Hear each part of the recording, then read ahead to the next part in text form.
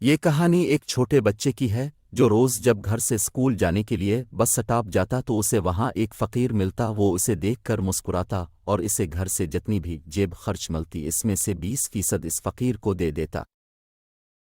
فقیر بھی روز اس کا انتظار کرتا۔ 4 سال بعد جب بچے کا سکول ختم ہو گیا تو وہ آگے پڑھنے کے لیے بڑے کالج چلا گیا، جس وجہ سے اس کی جیب خرچ میں بھی اضافہ ہو گیا، لیکن پھر بھی وہ جتنے بھی ملتے اس کا 20% اس فقیر کو دے دیتا۔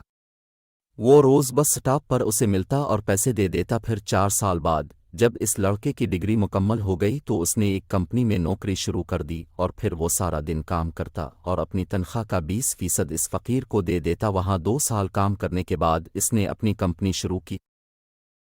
کچھ ہی عرصے میں وہ لڑکا بہت بڑا بزنس مین بن گیا، اور کام میں مصروف ہونے کے باوجود بھی وہ اپنی روز کی پروفٹ کا 20% اپنے کسی ورکر کے ہاتھ اس فقیر تک پہنچا دیتا۔ وقت گزرنے کے ساتھ ساتھ اس پر کام کا ایسا بوجھ پڑ گیا کہ اسے یاد بھی نہ رہا کہ کوئی فقیر تھا۔ پھر ایک دن اسے بزنس میں بہت زیادہ نقصان ہو گیا، وہ بہت پریشان ہوا، اسے دفتر چھوڑنا پڑ گیا، وہ بہت اداس رہتا۔ ایک رات وہ سویا ہوا تھا، اسے خواب میں وہی فقیر نظر آیا، اور وہ سب ہوتے ہی اسے ڈھونڈنے اسی بس سٹاپ پر گیا۔ اس نے اسے بہت ڈھونڈا لیکن نہ ملا۔ پھر کسی نے اسے اس کے گھر کا پتہ دیا۔ جب وہ فقیر کے گھر گیا تو فقیر اپنے بستر پر آخری سانسیں لے رہا تھا۔ لڑکا بھاگ کر اس کے پاس گیا اور فقیر نے کہا، مجھے پتہ تھا تم میرے پاس ضرور آؤ گے۔ فقیر نے اسے ایک پرانے صندوق کی چابی دی اور کہا، یہ تمہاری امانت ہے، ویسے بھی تمہیں اس کی ضرورت ہے۔ یہ کہنے کی دیر ہوتی ہے کہ فقیر مر جاتا ہے۔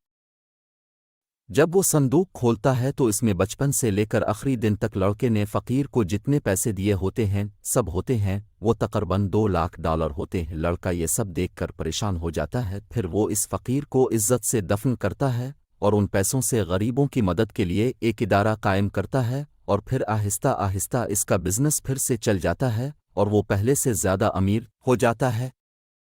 اس کہانی سے ہمیں یہ پتہ چلتا ہے کہ کسی کی مدد کرنے سے انسان کبھی غریب نہیں ہوتا بلکہ اور امیر ہوتا ہے۔ اس طرح کی مزید ویڈیو دیکھنے کے لیے ہمارے چینل کو سبسکرائب کریں اور ویڈیو کو لائک کریں۔ شکریہ۔